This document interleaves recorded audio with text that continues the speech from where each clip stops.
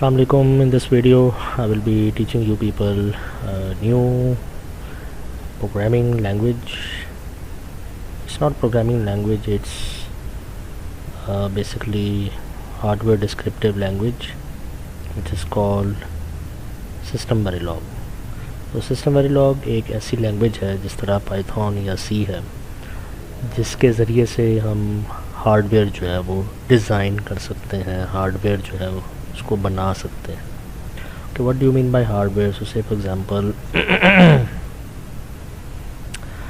आप लोगों ने इलेक्ट्रिक सर्किट्स की लैब में रजिस्टर्स के साथ काम किया, फिर आपने कैपेसिटर्स के साथ काम किया, एलईडीज़ के साथ आपने काम किया और ये फ़िज़िकल फॉर्म में एग्जिस्ट करते हैं. These are known, these belong to the hardware category. फिर आप लोगों ने आरटीसी की लैब में, सी की लैब में सॉफ्टवेयर में काम किया, कोडिंग की, सॉफ्टवेयर यूज़ किया. ये जो कोडिंग वाला काम है it belongs to the software category. So system Verilog is use to design और build hardware.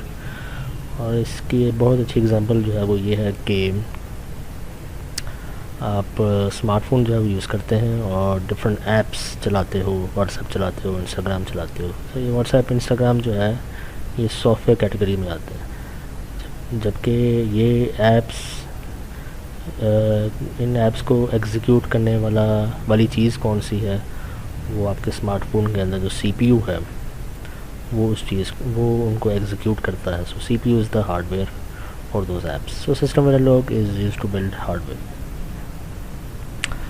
Okay, so let's start with the very basics. तो जिस तरह पाइथन में और सी में इंटीजर्स होते हैं, सिस्टम वेरिलॉग में भी इंटीजर्स एग्जिस्ट करते हैं. There are integers over here as well. So say for example मैं एक वेरिएबल में एक नंबर को स्टोर करता हूँ, से सिंगल कोटेशन मार्क D9. यहाँ पे D का क्या मतलब है? D means that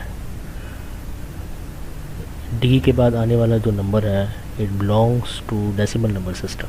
so 9 belongs to decimal number system.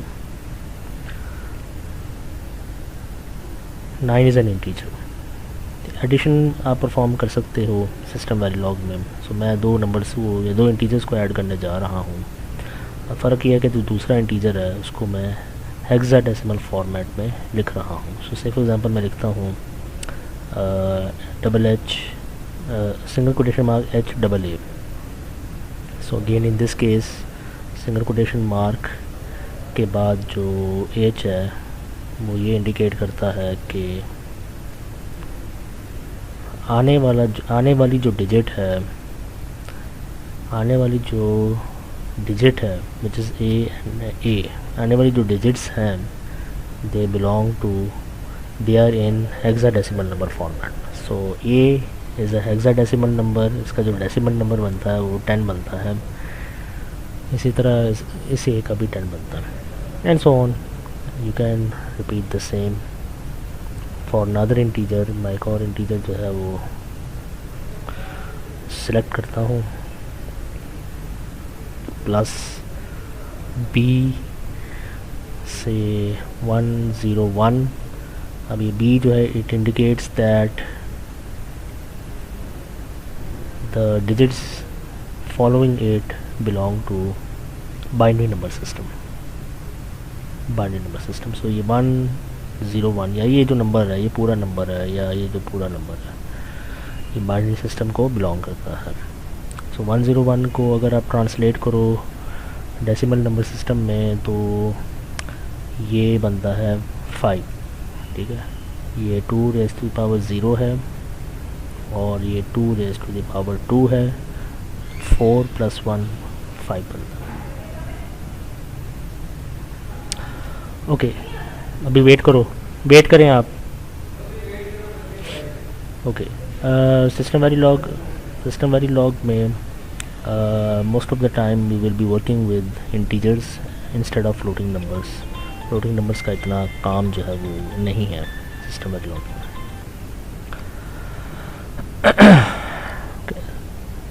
Second जो टॉपिक है which is related to SystemVerilog, today's lecture is types.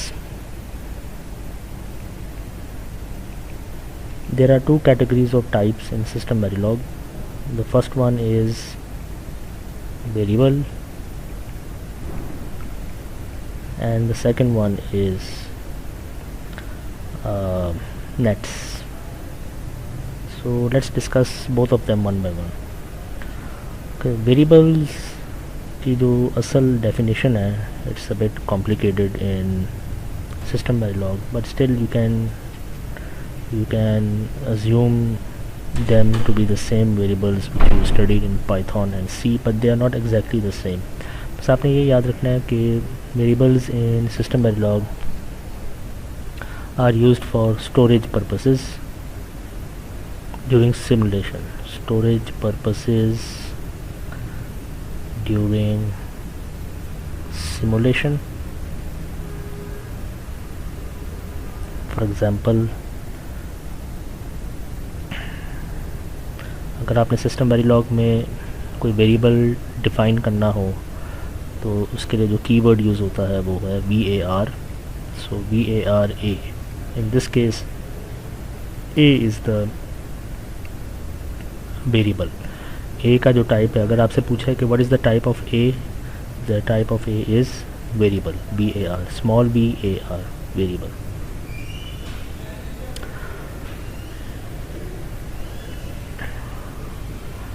There are variables can have two data types. Variables can have two data types. First one is two-state data type and the second one is a four-state data type. Two-state data type वाले variables को define करने के लिए जो keyword use होता है that is bit. This is the keyword, and the keyword used to define four-state variables in system verilog is logic, logic, logic. So say for example मैं लिखता हूँ अगर var logic a. In this case a क्या है, a is a variable but it has four states. अब four states का क्या मतलब है? फोर स्टेट्स का मतलब ये है कि वेरिएबल a के अंदर जो भी वैल्यू आप स्टोर करेंगे in binary number format, it can, each of its digit can have four possible values, 0, 1, x and c. So say for example अगर मैं लिखता हूँ var a is equal to say single quotation mark b1, ठीक है, 0 भी लिख सकता हूँ और इसी तरह मैं x भी लिख सकता हूँ. I am allowed to write xz, ठीक है. सो ये एक नंबर है जिसको मैंने स्टोर किया है a के अंदर. 0 का मतलब लॉजिकल 0, 1 का मतलब लॉजिकल 1, ये तो आपको ऑलरेडी पता है, logical low, logical high. x is used to represent uninitialized, uncertain, conflict और डोंट केयर कंडीशंस, ठीक है. इनका मतलब क्या है ये आपको बाद में समझ आएगी. If you want to represent any of these conditions use x और the simulator will produce x. z is produced when it is simulating, when system verilog is simulating a high impedance, ठीक है. इसका मतलब भी आपको बाद में समझ आ जाएगी. So don't worry about this, इसको साइड पे रख दो, बाद में इसको देखेंगे. सो इस फोर स्टेट्स आर पॉसिबल, मतलब four possible values can exist in binary number system for a variable which is a 4 state. 2 state variables के सिर्फ 2 possible values है, that is 1 and 0. इसकी एग्जांपल इसलिए नहीं दूंगा क्योंकि 2 state variables are not preferable in system Verilog design, in RTL design.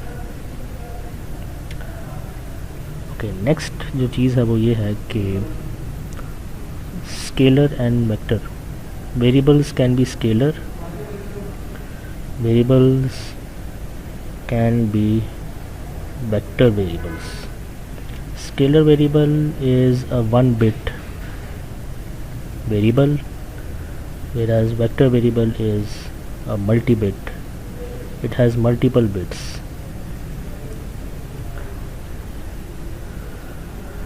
So say for example, अगर आप लिखते हो BAR logic B is 1-bit variable. It is 4 state. It has 4 states, and it is a variable क्योंकि BAR का keyword जो है वो use किया हुआ.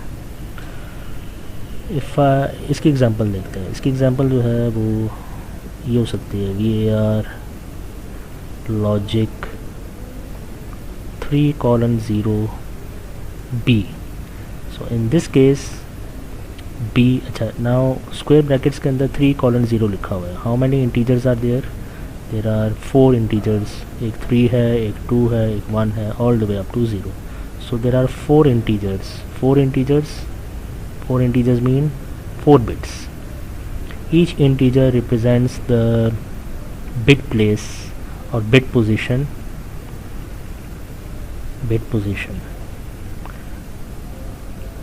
So say for example अगर मैं लिखता हूँ BAR logic 3:0 B is equal to say 5. ठीक है, तो how will it be stored? It will be stored in 4-bit form in B. कैसे? 0101 ये मैंने लिखा है बाइनरी फॉर्मेट में. ठीक है, so bits are basically related to binary number system. So 4 bits representing the decimal number 5. So this is bit number 0, this is bit number 1, ये वाला, this is bit number 2 and this is bit number 3. 4 bits. So this is a vector B. इसको vector कहते हैं B because it has multiple bits. यहाँ पे जो VAR logic B है, अगर मैं इसमें लिखता हूँ से is equal to 1. So what will happen? It is a 1-bit variable and 1-bit variable can be, this 1-bit variable in binary form will be 1. 2 represents that the base of this number is 1. okay, इसमें और भी complications हैं लेकिन उसमें जाने की ज़रूरत नहीं है फ़िलहाल.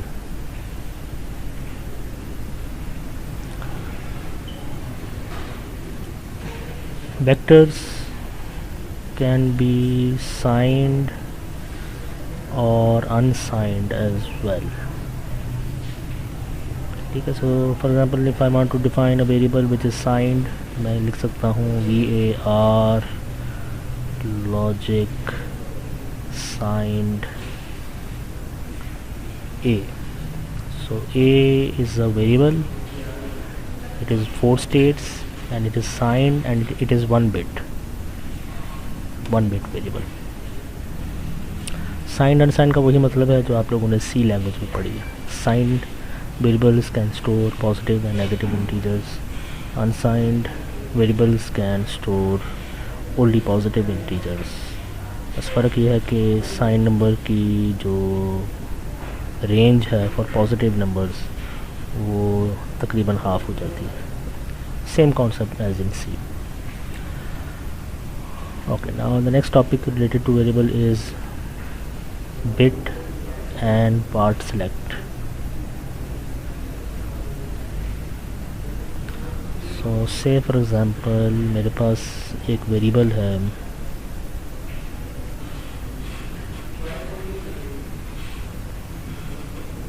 ए, एक वेरिएबल है बी, एक और वेरिएबल है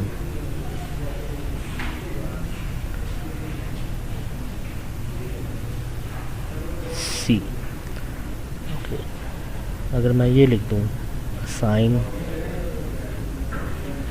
b is equal to A0 and say for example मैं यहाँ पे लिखता हूँ से इज़ इक्वल टू से 4 का बाइनरी क्या है? 4 का बाइनरी है 0100। सो A0 का क्या मतलब है? A0 का मतलब ये है कि बिट पोजीशन 0 में जो डिजिट है, बिट पोजीशन 0 में जो डिजिट है उसको स्टोर कर दो B के अंदर। इफ़ आई राइट 012, अगर मैं 2 लिखता हूँ यहाँ पे, इस जगह पे अगर मैं 2 लिखता हूँ तो what will be stored in B? 1 will be stored in B, क्योंकि बिट पोजीशन 2 में 1 जो है वो स्टोर्ड है।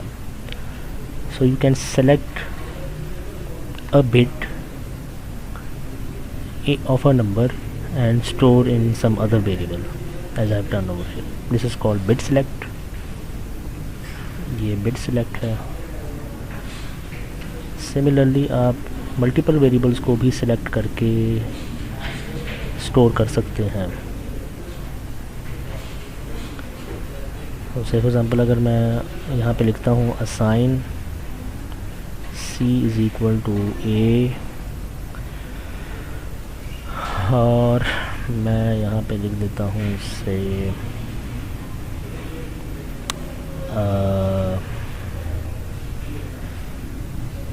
31:25 एंड अज्यूम करो कि वेरिएबल A जो है वो 32 बिट्स का है। So now what will happen, A के अंदर क्या स्टोर्ड है?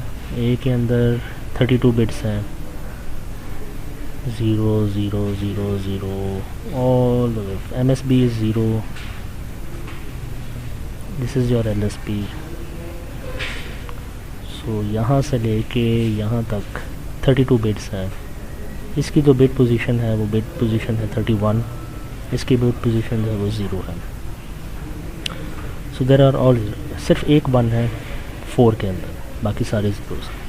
सो 31:25 का क्या मतलब है? 31:25 का मतलब ये है कि बिट पोजीशन 25 से लेके बिट पोजीशन 31 तक जितने जो भी डिजिट्स हैं A के, उसको स्टोर कर दो C में। वो सारे के सारे क्या हैं? 0 है। ये भी 0 है, ये भी 0 है, ये बीच में भी बहुत सारे ज़ीरोज़ जो हैं वो आ रहे हैं। सो 0 will be stored in C. Now if अगर आप बाइनरी नंबर के लिहाज से C को देखेंगे तो how many zeros will be stored in C? 31 minus 25 which is 6, plus 1 आपने करना which is 7. 7 zeros will be stored in C, and remember that those 7 zeros are in binary number format. अगर decimal number के लिहाज से देखेंगे तो only 1 zero you will be seeing during simulation stored in C. So keep this thing in mind.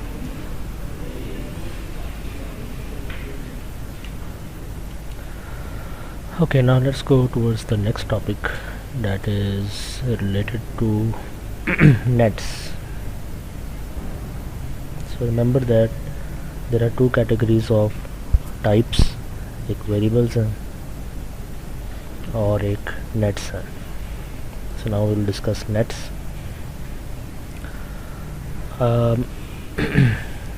Nets are also like variables, but their main purpose is to connect modules in system Verilog. Modules का क्या मतलब है ये आगे जाके मैं इसकी example जो है वो दे दूँगा. So they are used to connect they are used to connect modules together. Keyword used to define nets is wire. So say for example, ये example जो है वो देख लेते हैं. Example, अगर मैं लिखता हूँ wire A, so in this case A is not a variable, क्योंकि सिस्टम वेरिएबल में वेरिएबल का मतलब कुछ और होता है. वी और वेरिएबल डिफ़ाइन करने के लिए वी आर कीवर्ड यूज़ होता है, बल्कि A is net, it is a net, the keyword is wire. जितने भी कॉन्सेप्ट्स मैंने आप लोगों को से फॉर एग्ज़ाम्पल डाटा टाइप्स के दिए हैं, स्केलर वेक्टर के दिए हैं, साइंड और unsigned, bit and part select, जितने भी कॉन्सेप्ट्स मैंने एक्सप्लेन किए हैं for variables, all are applicable for nets as well. So say for example यहाँ पे इस एग्जांपल पे मैंने लिखा वायर ए. तो इसका मतलब ये है कि ए जो है it is a net, but it is a 1 bit net, it's a 1 bit net. एक और एग्जांपल जो है वो देख लेते हैं. अगर मैं लिखता हूँ wire logic 3:0 B. In this case B is a net, but it has 4 bits and 4 state. It is a 4 state 4 bit 4 state 4 bit net. So keep this thing in mind. So they are like variables, but they are primarily used to connect modules together. Okay, now let's look at an example of a hardware. Let's look at an example of a hardware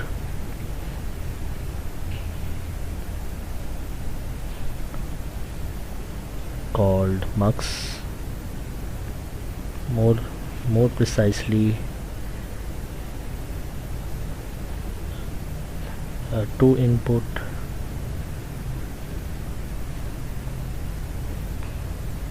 two input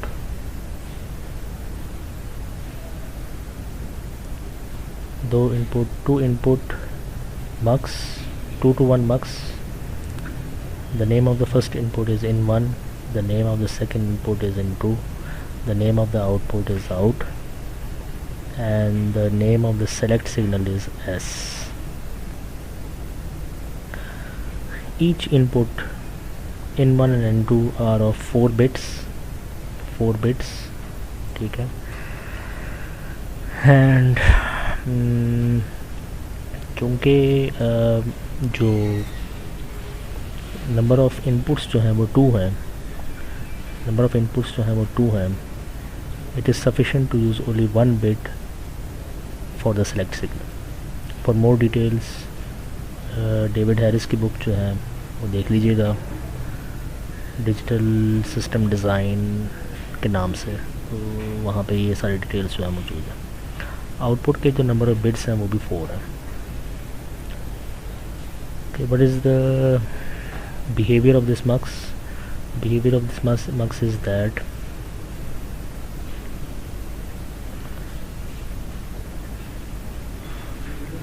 if select signal is 0,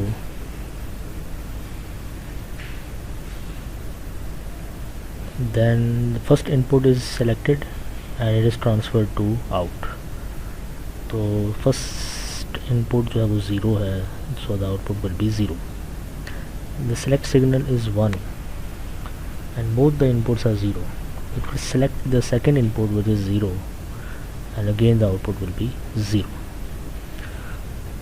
So it depends on the output depends on the values of select signal as well as in1 or in2. So इसकी truth table जो है वो आप बना सकते हो. And for more details again you should refer to this book authored by David Harris. So it's a 2-to-1 MUX 221 mux जिसको हम बनाना चाहते हैं using system verilog language. Okay, so before starting to code in system verilog language, the tools that you will use are, the softwares which we use are, you can either use Notepad++ as an editor, or VS Code is the first tool. The second tool, important tool for simulation, is QuestaSim by Siemens. Okay, I usually prefer VS Code, so I will stick to that in this video. Okay, so double click on VS Code, open it, create a new file, and within that file, VS Code के अंदर, VS Code की file के अंदर अब आपने क्या करना है, कोड लिखना शुरू करना है. The first line you have to write the keyword module. ठीक है. So say for example, इस मक्स का जो नेम है, इस मक्स को क्रिएट करने के लिए जो मॉड्यूल मैं लिखने जा रहा हूँ उसका नाम आपने डिफ़ाइन करना है. तो उसका नाम कुछ भी रख सकते हैं. मैं इसका नाम जो है वो रख देता हूँ मक्स. ठीक है. Module, the name of the module is mux, and then place small bracket, opening small brackets, closing small bracket, semicolon, and within these two brackets now you have to define all the inputs and outputs. So there are 3 inputs, 1, 2, 3, and there is one output which is out. So first define the inputs and the outputs within these small brackets. सबसे पहले मैं in1 को define करने जा रहा हूँ जिस तरह आप लोग C में डिफ़ाइन करते हो. Okay, so remember that good programming practice is that the inputs should be of type variable. ठीक है. अब चूँकि ये input है तो सिस्टम वेरिलॉग को ये बताने के लिए ये जो in1 है ये क्या है, इनपुट है या आउटपुट है. यानी in other words, if you want to specify the direction of the signal of the identifier, आपने क्या करना है, आपने इनपुट का कीवर्ड जो है वो यूज़ करना है. सो इनपुट, फिर आपने लिखना है VAR. ठीक है. फिर आपने लिखना है logic. It is a good programming practice to define your inputs as 4 state variables. अब आपकी मर्ज़ी है signed यूज़ करना है, unsigned यूज़ करना है. so it's up to you. मैं unsigned variable in1 जो है बनाने जा रहा हूँ. and how many bits are there in 1? there are 4 bits. तो आपने स्क्वायर ब्रैकेट जो है प्लेस करना है, 3:0 लिखेंगे तो ये 4 बिट बन जाएगी. and write the name of the input. Name of the input is in1. Similarly, what you can do is you can copy paste this line in order to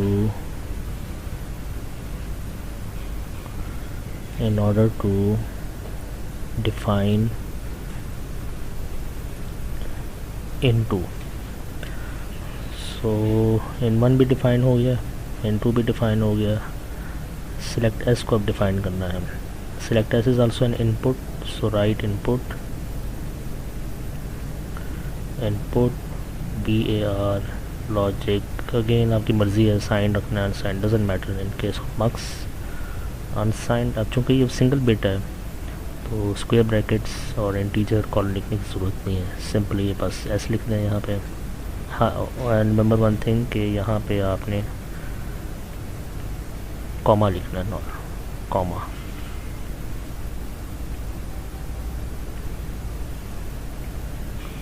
in1 in2 comma,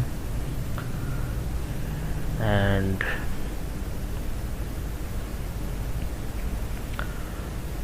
this thing is remaining out. अब इसको define करना है तो आप लिखेंगे square brackets के अंदर ही आप लिखेंगे इसको आउटपुट। अब चूँकि वो आउटपुट है तो आउटपुट आपको लिखना पड़ेगा PAR लॉजिक सेम अनसाइंड लिख लें। 4 बिट्स हैं तो 30 name of the signal out और फिर इसको क्लोज़ कर दें।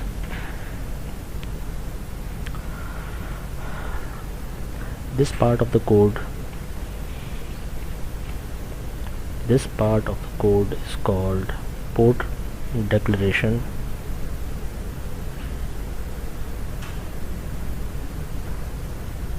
More specifically NCC style आपने यूज़ किया है पोर्ट्स को डिक्लेयर करने के लिए, ठीक है। पोर्ट्स, दीज आर पोर्ट्स को डिक्लेयर करने के लिए आपने NCC स्टाइल, एक स्टाइल है, और भी बहुत सारी स्टाइल से आप डिक्लेयर कर सकते हैं, लेकिन this is the preferable one two declare the ports.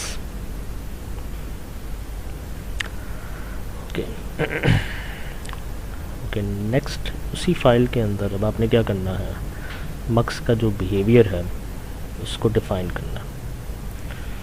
Okay, so before defining the behavior of the mux in system verilog,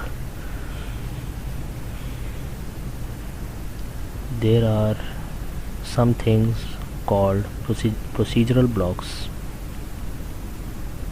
Procedural blocks are nothing but containers, or a procedural block is a container which can contain or which can have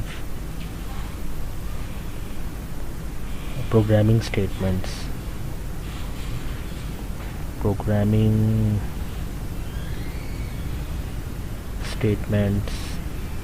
like if else, for, while and so on.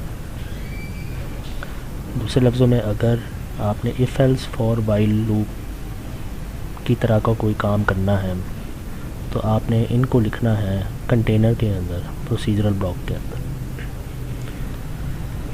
There are 2 types of procedural blocks in system verilog. First one is called the initial block. Second one is called always block. There are 2 commonly used always blocks in system verilog. एक है always comb to define combinational circuits, and the second one is always underscore ff to define flip-flops, most commonly used to define or design registers.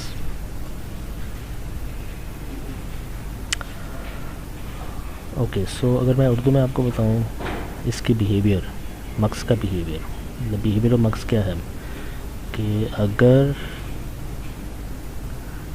s की value 0 हो तो out should B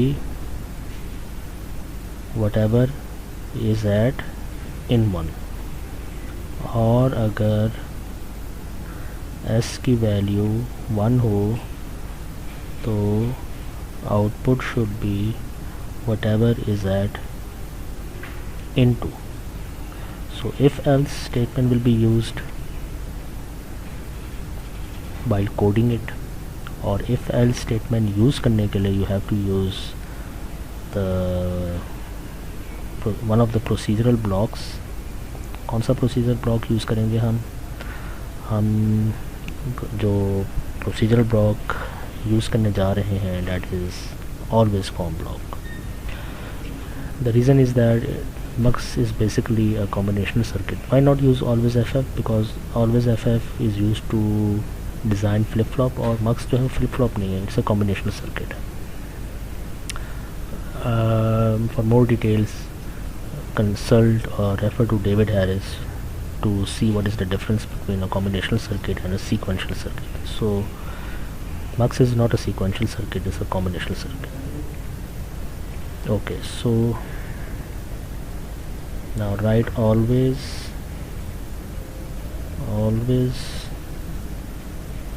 com begin, ठीक है। This is same as जैसे आप लोग सी में लिखते हो इफ़ समथिंग और फिर कर्ली ब्रैकेट लगा के इसको ओपन करते थे बॉडी को, और कर्ली ब्रैकेट लगा के बॉडी को क्लोज करते थे। तो ब्रैकेट्स वाला किरदार जो है वो बिगिन और एंड अदा कर रहे हैं। So always com begin. अब ये जो कुछ आपने उर्दू में बताया इसको ट्रांसलेट करो सिस्टम वेरिलॉग लैंग्वेज में। आप लिख सकते हो if s is equal to 0 begin, if s is equal to 0 out should be in 1.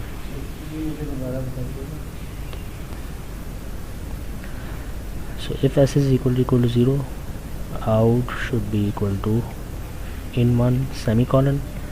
अब इस इफ़ को क्लोज कर दें आप एंड कीवर्ड से। So these are the keywords.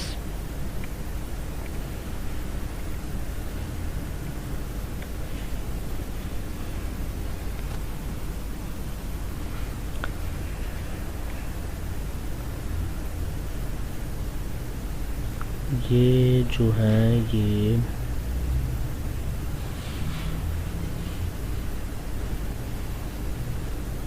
Keywords हैं।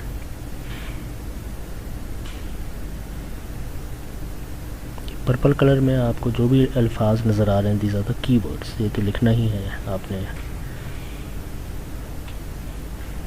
एंड। ओके,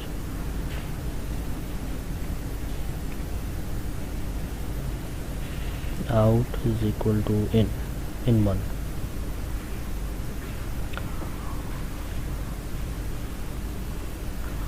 और अगर s की वैल्यू 1 हो तो out should be equal to in 2। तो आप लिखेंगे else if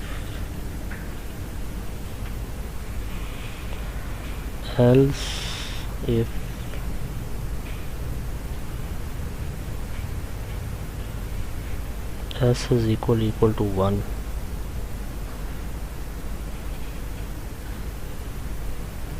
begin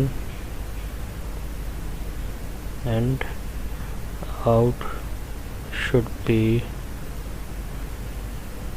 equal to into, out should be equal to into।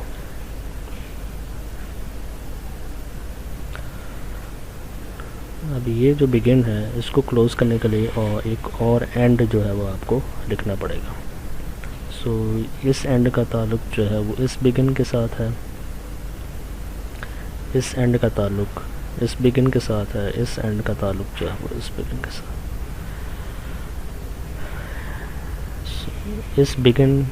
इस बिगिन एंड का ताल्लुक ऑलवेज कॉम ब्लॉक के साथ है, इस बिगिन एंड का ताल्लुक इफ़ के साथ है, और इस बिगिन एंड का ताल्लुक जो है वो एल्स इफ के साथ। So begin and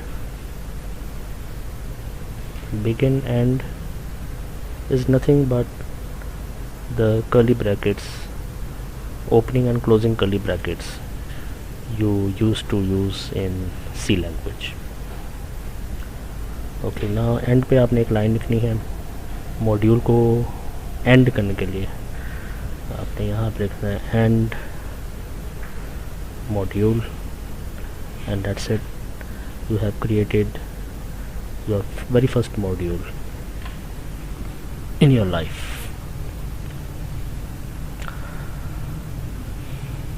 Okay,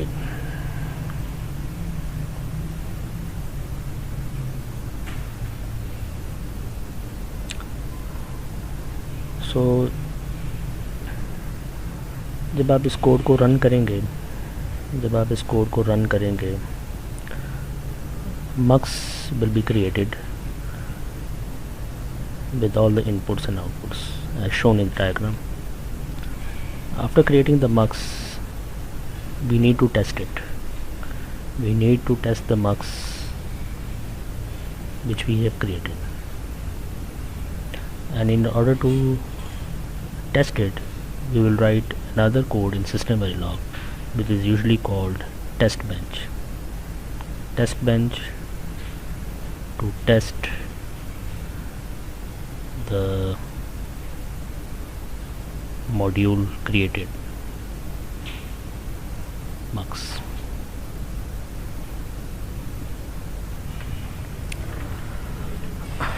Okay, so let's start to write test bench code.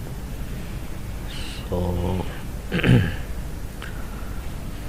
इसको भी स्टार्ट करने का वही तरीका है, आपने कीवर्ड जो है मॉड्यूल यूज़ करना है। मॉड्यूल कोई भी नेम आप रख सकते हैं, मैं इसका नाम रखूँगा मक्स। इस मॉड्यूल का नाम मैं रखूँगा mux underscore TB. Okay, so before proceeding further, जब आप लोग इलेक्ट्रिक सर्किट्स की लैब में कुछ सर्किट पैच कर लेते थे, after patching the circuit, next काम आप क्या करते थे? Circuit patch by the way आप ब्रेडबोर्ड पे करते थे। ब्रेडबोर्ड को आप टेबल पे प्लेस करके, for example this is a breadboard, इस पर आप डिफरेंट सर्किट्स जो है वो पैच करते थे। पैच करने के बाद क्या करते थे? पैच करने के बाद आप जो हैं वो इनपुट्स के साथ जंपर वायर्स कनेक्ट करते थे, आउटपुट्स के साथ जंपर वायर्स कनेक्ट करते थे। ठीक है, सो इनपुट्स को आप डीसी सप्लाई, कोई वोल्टेज अप्लाई करते थे, और आउटपुट को आप ऑब्ज़र्व करते थे डीएमएम के थ्रू या मे बी स्कोप के थ्रू आप इसको ऑब्ज़र्व करते हैं। So after patching the circuit, the next step is which people used to do was connecting the jumpers. यहाँ भी हमने सेम यही काम करना है। यहाँ हमने क्या करना है, हमने मक्स जो है वो डिज़ाइन कर लिया, सर्किट पैच कर लिया इन 1 into out signal S. next thing to do is connect jumpers. एक जंपर आपने लिया, ये रेड वाला जंपर लिया, इन 1 के साथ कनेक्ट करना है। एक जंपर लिया रेड वाला, इन 2 के साथ कनेक्ट करना है। एक जंपर लिया रेड वाला और उसको आउट के साथ कनेक्ट करना है। एक जंपर लिया रेड वाला और उसको आपने एस के साथ कनेक्ट करना है। ये 4 जंपर्स, 1 2 3 4, ये 4 जंपर्स जो हैं वो आपने कनेक्ट करना है। इन जंपर्स का नाम रख लेते हैं। फर्ज करें कि इस जंपर का नाम जो है वो N1 है, इसका N2 है, इसका N3 है और इसका N4 है। So the next step, the first step, और फिर जस्ट लाइक द ब्रेडबोर्ड, ये मक्स जो है, अज्यूम करो, इमेजिन करो, this mux is placed on a table. It is placed on a table. इस तरह यहाँ पे ये टेबल के ऊपर आपने प्लेस करके सारा टेस्टिंग और पैचिंग वाला काम किया। तो जस्ट इमेजिन कि ये जो मक्स है वो इस ब्लैक कलर के टेबल के ऊपर आपने रखा हुआ है, and now it is ready to be tested.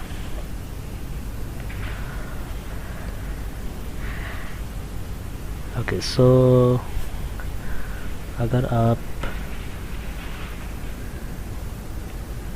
इस ब्लैक टेबल को देखें, इस ब्लैक टेबल की तरफ या इस ब्लैक टेबल में कोई इनपुट नहीं जा रहा, और इस ब्लैक टेबल से कोई आउटपुट जो है वो नहीं निकल रहा। कोई भी पिन या कोई भी सिग्नल टेबल की तरफ नहीं जा रहा, कोई भी सिग्नल टेबल से बाहर नहीं आ रहा। Everything is inside the table, जिसकी वजह से आपने क्या करना है, आपने कोई पोर्ट जो है मक्स टीबी के लिए डिक्लेयर नहीं करना, उसको खाली छोड़ देना। So this is the port declaration space, if you remember, port declaration. ठीक है, तो चूँकि इस टेबल का कोई इनपुट या आउटपुट नहीं है, मक्स का है इनपुट आउटपुट लेकिन टेबल का नहीं है, लिहाजा आपने इन दो ब्रैकेट्स के दरमियान कुछ भी नहीं लिखना, इसको खाली छोड़ देना। ओके, स्टेप नंबर 2, आपने क्या करना है, ये जो जंपर्स हैं इनको क्रिएट करना। This is the second step. The second step is to create these jumpers and remember that jumpers का जो टाइप है it should be variable, it should be VAR। सो मैं यहाँ पर लिखने जा रहा हूँ VAR। The data type should be logic, always VAR logic. मैं N1 जंपर क्रिएट करने जा रहा हूँ। N1 jumper is to be connected to In1 और In1 बजाते खुद कितने बिट का है, 4 बिट का है। सो N1 को भी 4 बिट का होना चाहिए। N1 semicolon. Similarly create jumper N2, create jumper S and create jumper, sorry not S, it is N3, create jumper N3, create jumper N4। N2 जो है वो सेम आपने इसको रिपीट करना है, VAR लॉजिक। यहाँ पे आपने कुछ भी नहीं लिखना है, N3 आपने लिखना है क्योंकि S जो है सिंगल बिट का है, और N4 again it is VAR logic 3:0। and so this part of the code is to create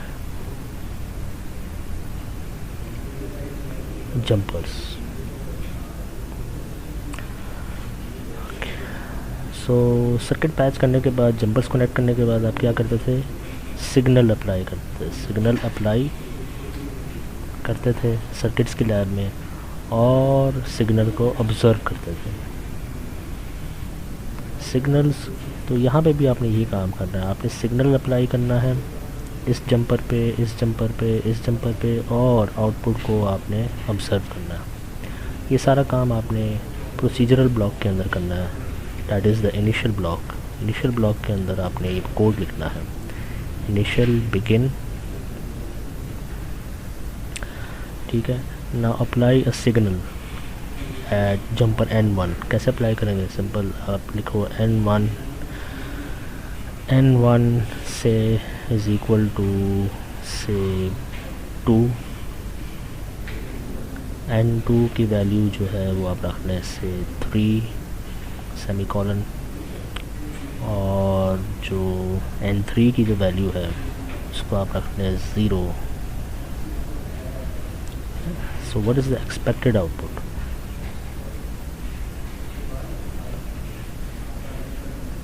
N1 की वैल्यू है 2, N2 की वैल्यू है 3, N3 की वैल्यू है 0। select signal S की वैल्यू 0 है, तो it means N1 will be selected and output के ऊपर क्या आएगा, 2 आएगा।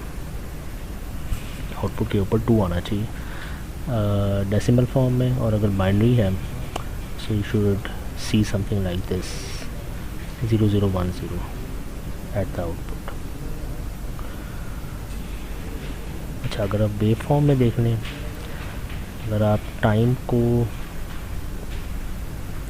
एक्स एक्सिस पे प्लॉट करें और सिग्नल्स को वाई एक्सिस पे प्लॉट करें, जैसे फॉर एग्ज़ाम्पल मैं जो N1 है वो ये है, this is N2, this is N3 and this is N4 signal. So N1 की वैल्यू क्या है, 2 है, N1 is 2, N2 is 3, N2 is 3 and N3 is 0 है, this indicates 0। so what should be the output should be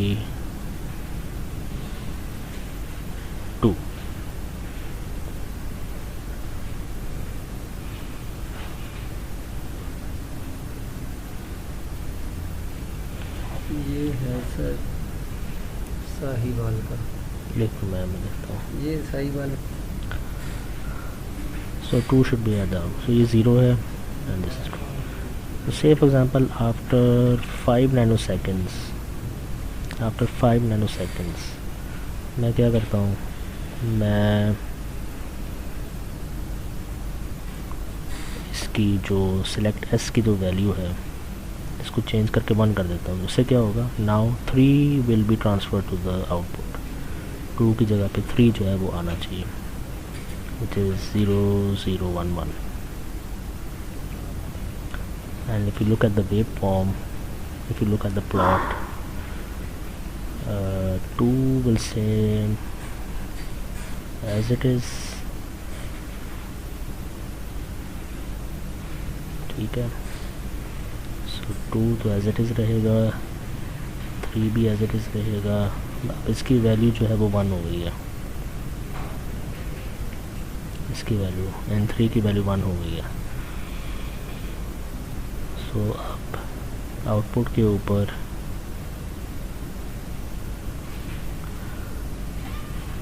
three जो है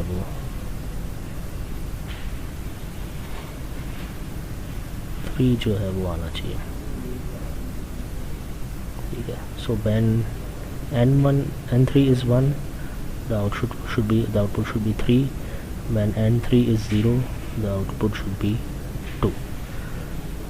जब 5 nanosecond के बाद सिग्नल n3 की वैल्यू को चेंज करना है, यहाँ पे कैसे चेंज करेंगे,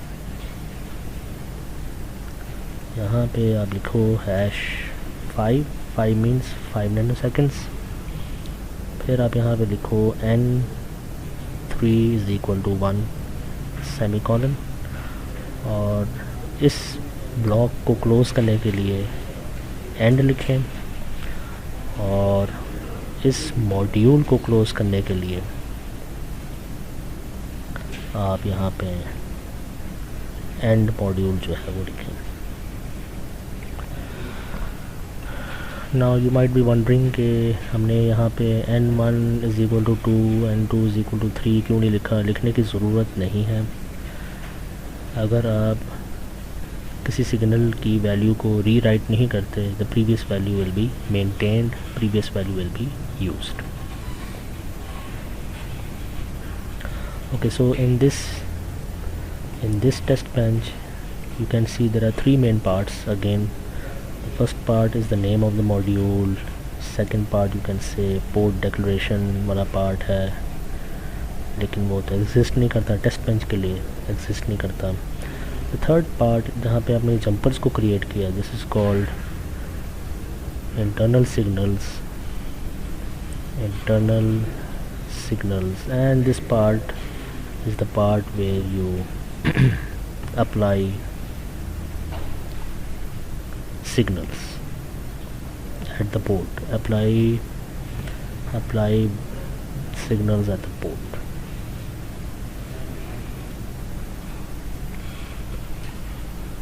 किसी भी मॉड्यूल का, चाहे वो टेस्ट बेंच हो या नॉन टेस्ट बेंच हो, उसके 3 बड़े बड़े पार्ट्स हैं. एक तो उसका नाम, port declaration, so name of the module, module name, port declaration,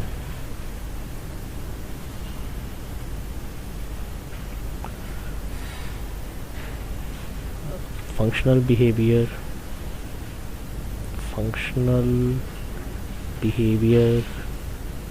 को एक्सप्लेन करने वाला code,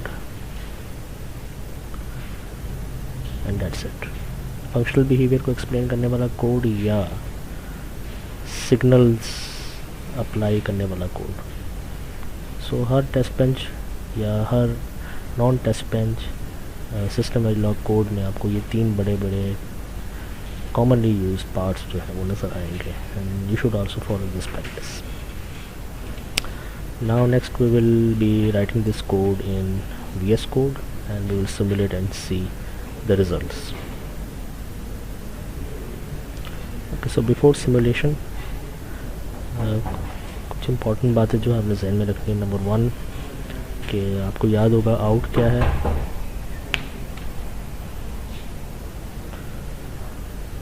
out is a variable. Out का टाइप क्या है? आउट का टाइप जो है वो वेरिएबल है। रिमेंबर दैट कि जो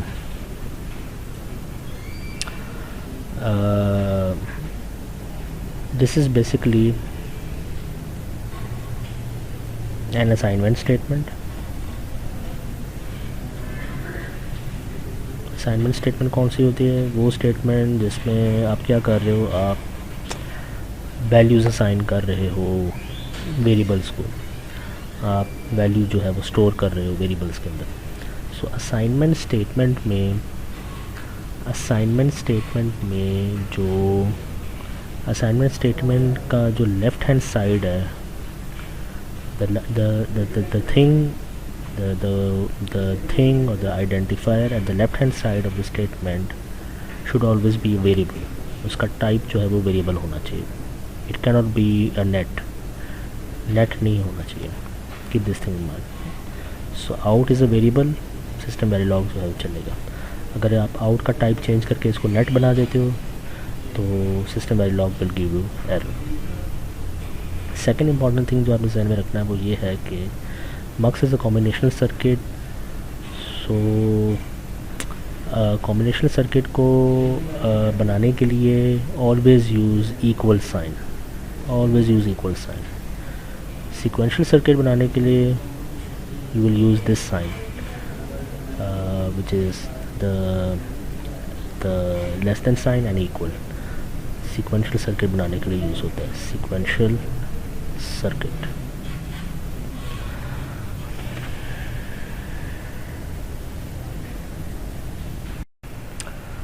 अस्सलाम वालेकुम।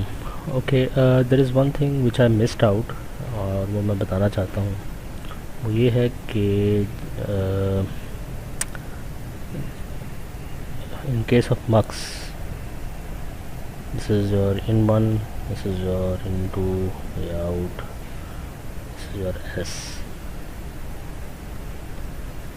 तो अगर आपको याद हो तो मैंने यहाँ पे आपको बताया था कि this part of the code is used to create jumpers. So jumpers जो हैं वो क्रिएट हो गए हैं। जंपर्स जो हैं वो क्रिएट हो गए हैं N1, N2, N3 and N4। लेकिन इन जंपर्स को आपने अटैच भी करना है उनके पोर्ट के साथ। सो बी वेरी केयरफुल कि this part of the code just creates jumpers. It does not attach the jumpers to their respective ports. Attachment वाला काम करने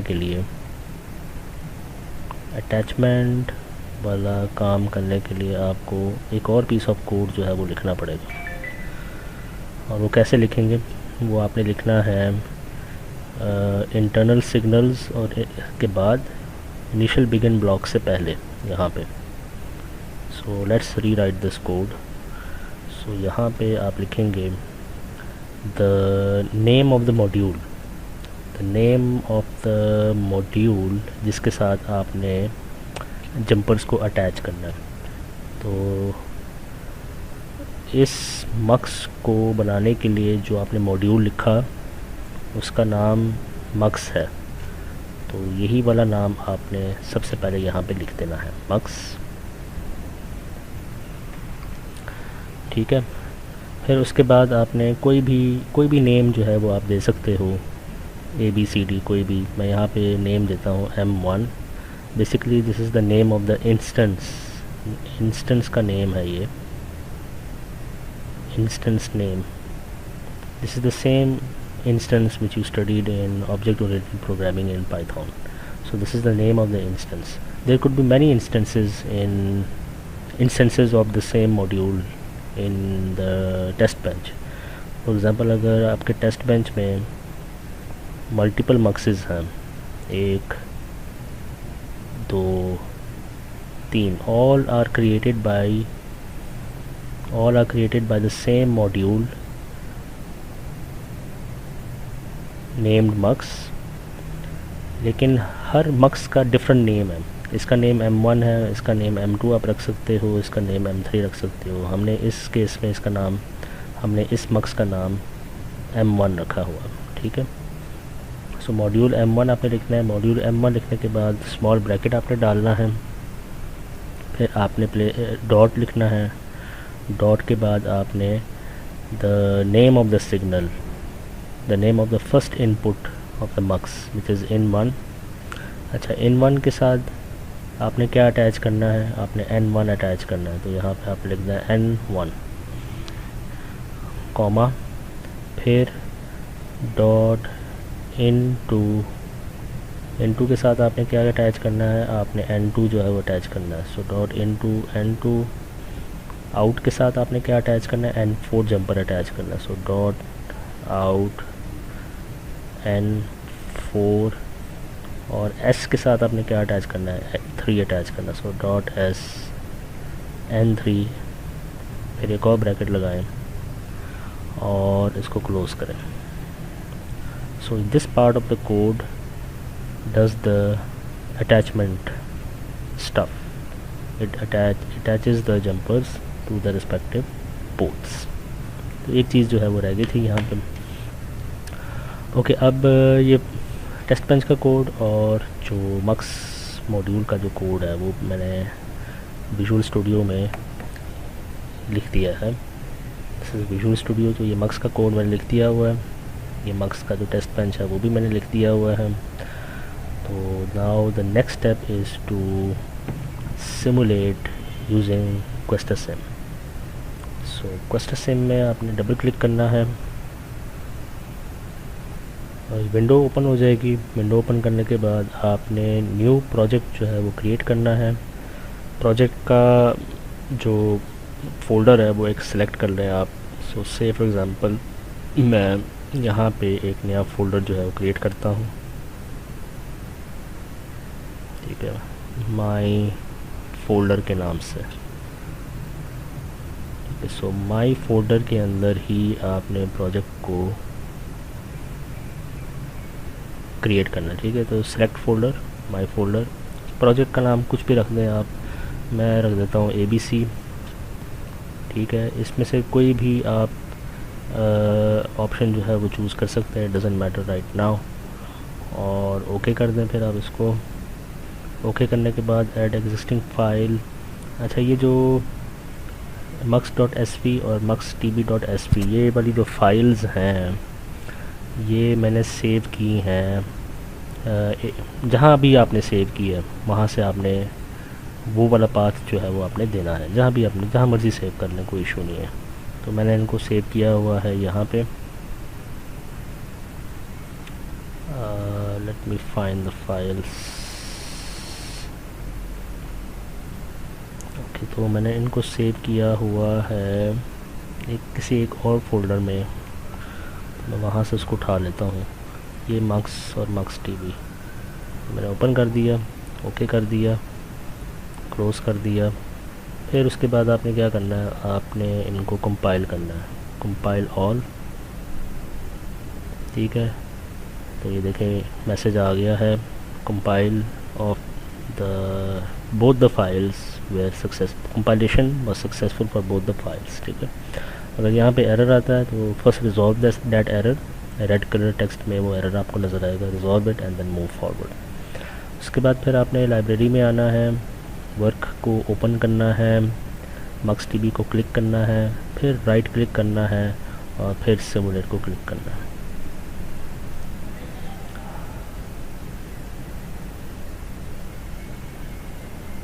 तो इस विंडो पे सिमुलेट को क्लिक करने के बाद एरर जो है वो आना नहीं चाहिए, ठीक है। मेरा एक एरर आ गया हुआ है यहाँ पे, एरर लोड डिज़ाइन, mux.tb वाली फ़ाइल में लाइन नंबर 6 में एक एरर है, तो मैंने इसको ठीक कर दिया है। I will simulate it again.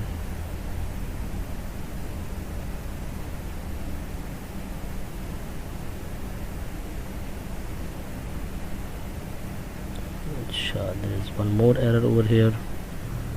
Okay, error remove करने के बाद कंपाइल करना ज़रूरी है। सो अगेन मैं इसको कंपाइल कर देता हूँ और सिमुलेट करता हूँ।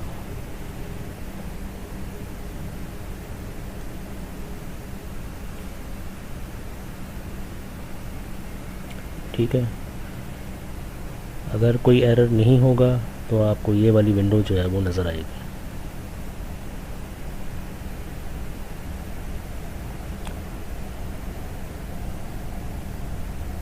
ओके, सो मक्स टीवी को आपने सिलेक्ट करना है, ये ऑलरेडी सिलेक्टेड है।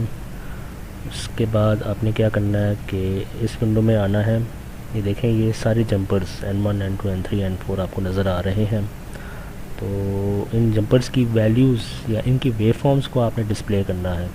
कैसे करेंगे? राइट क्लिक आपने करना है, किसी भी जंपर पे आप राइट क्लिक कर लो तो हो जाएगा, किसी भी सिग्नल पे, किसी भी जंपर पे। तो राइट क्लिक करें, वेव सिग्नल्स इन रीजन, ये वाली विंडो जो है ओपन हो जाएगी। आपके केस में शायद थोड़ा सा डिफरेंट हो, ब्लैक कलर की विंडो जो है वो ओपन होगी।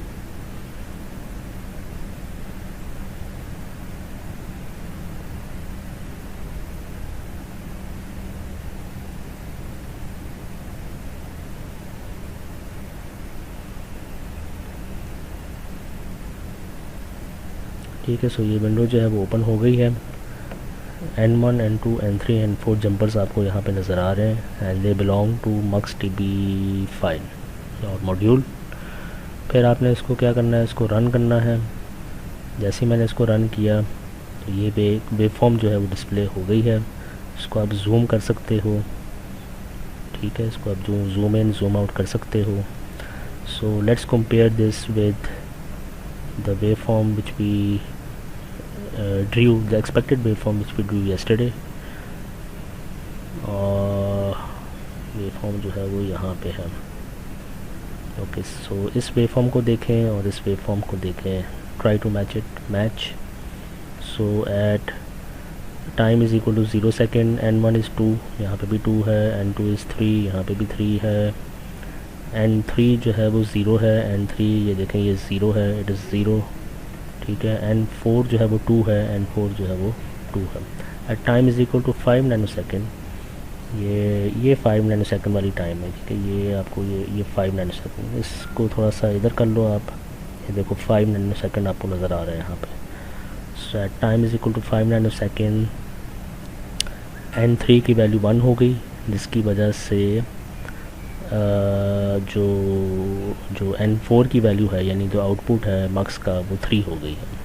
पहले ये सिग्नल सेलेक्ट हुआ और सेलेक्ट सिग्नल की वैल्यू चेंज करने पे ये वाला जो सिग्नल है वो सेलेक्ट हुआ। So expected waveform and actual waveform are matching, so your design is 100% correct. ये अभी हेक्साडेसिमल में ये नंबर आपको नज़र आ रहा है, 2 is in hexadecimal number system. ठीक है, वो नज़र भी आ रहा है।